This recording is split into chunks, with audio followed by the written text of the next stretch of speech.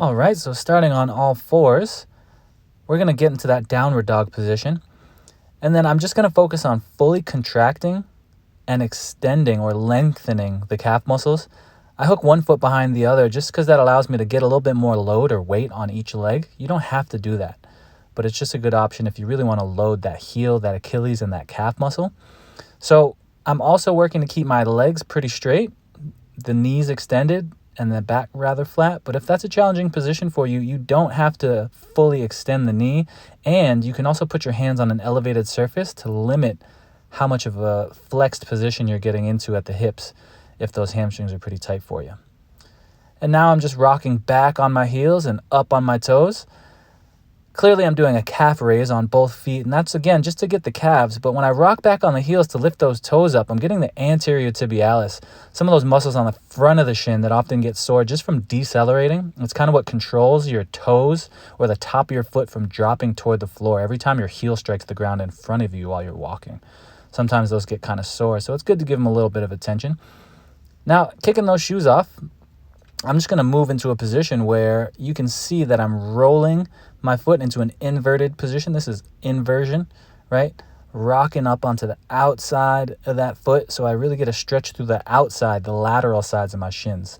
That's going to create some length in those tissues because sometimes, hopefully we never roll an ankle, but obviously it happens. But it's just going to create some length in those tissues. So that way, if you do happen to kind of misstep and roll that ankle, and plus anytime you step on uneven surfaces, you're really going to test the pitch change of that foot. And same thing goes for this with this eversion. So I'm rocking that foot in. Sometimes this can be a little bothersome on the knee, so just be careful if you have any inside medial knee issues. But same deal here, just rocking that foot to the inside there. And just trying to create some extra length on the inside, sort of that posterior tib wrapping around the back of the ankle.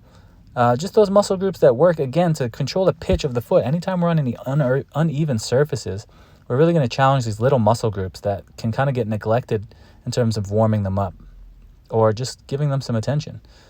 And similarly, I'll be changing the angles of the shin in relation to the foot, but now I'm doing an ankle rock. And this is similar to the last two drills I did, but now I'm focusing on kind of collapsing that arch. First, I did the rocks on the inside of the foot toward the big toe, and now I'm doing them straight over the middle of the foot. And this is just increasing ankle dorsiflexion, so decreasing the angle of the shin to the top of the foot.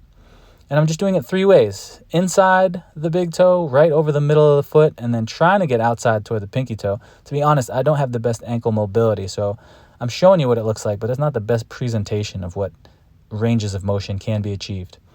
And here's just another classic stretch, adductor rocks. I'm just lining up my foot somewhat linearly with that knee that's down, and then I'm just keeping my foot flat and pushing back into the hips. You should immediately feel a stretch through that inner thigh, that groin. And as you can see, I'm keeping my foot flat on the floor. You can sort of have it rock out onto the inside edge, and many other placements you can do with that foot, but that's just really what we're looking for. And again, just bring some attention back to that anterior tib. As you can see, I'm just picking up my foot off the ground, creating some space underneath the ball of my foot, and that's just to contract that anterior tibialis. Again, it's just a very important muscle that's often overlooked, and I'm just doing it on the other side. No real rules on the foot placement of the support leg. I just did that so you can see what it looks like from this angle. But yeah, just picking up those feet on both sides. Now here, you can use a couch, a chair, your bed, a stool, almost anything really, just to elevate that back foot and create a large stretch in the front of that thigh. I'm using a dowel there or a bar or whatever. You can use anything just for some support on the balance. I'm working hard to keep my hips square here, so I'm not rotating at the hips while I'm stretching and rocking back and forth.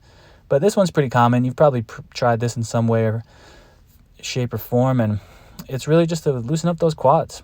I'm rocking forward to get a little bit more of a hip flexor stretch rather than the quads, but this one is almost self-explanatory, and by self-explanatory I mean if you try it, you'll know exactly what's happening, and we don't need to talk too much about it. But I just wanted to throw it in the mix so you could see for yourself. And this one, just a side bend, a lateral side bend, opening up the lats, opening up the right side of my rib cage here, pretty straightforward. I'm doing it half kneeling just because it's an easier view to include in the video, but there's so many ways you can do this. And anytime we're going to go walking or hiking or anything that involves walking, or the gait process, GAIT, it's good to loosen up the rib cage and the torso. We often overlook the fact that when we're walking, we are rotating at the hips and at the rib cage and the shoulders. So it's good to just get some lateral flexion in there, kind of loosen up the upper body a little bit.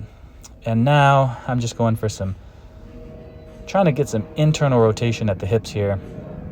I like to try and keep, as I drop one knee down, I like to try and keep the other knee toward the ceiling. Now this will be more or less challenging for anyone and everyone, depending on who you are. But for the most part, I'm feeling a pretty good stretch here. Rocking those knees in and opening up those hips. Now this one, I'm sure we've all tried to crack our back, kind of doing a little twist here. So this is just a little touch on that, nothing too aggressive, nothing too crazy, but again, just trying to get some twisting into that torso so we can loosen it up for when we're walking, because we walk and rotate, we rotate and walk.